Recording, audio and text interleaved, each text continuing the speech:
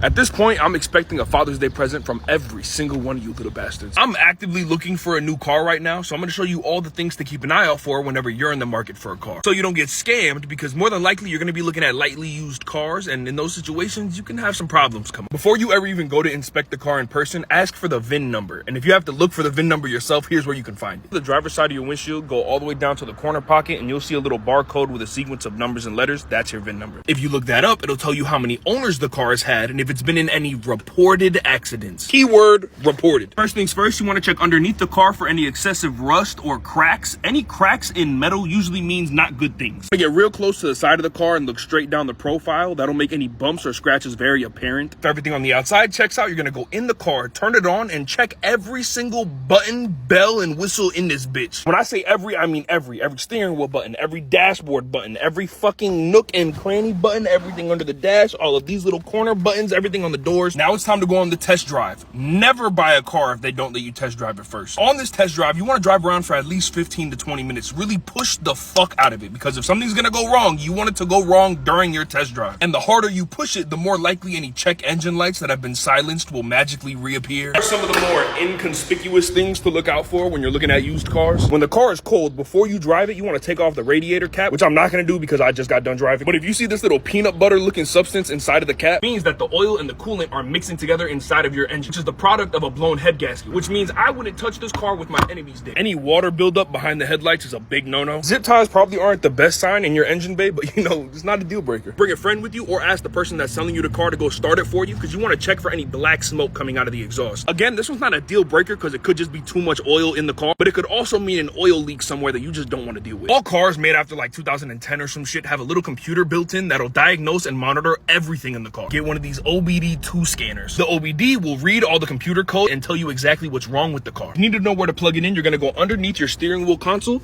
and the outlet should look like this. Up close, just in case you need a second look. And as always, don't forget to follow me if your pops looks like this or this.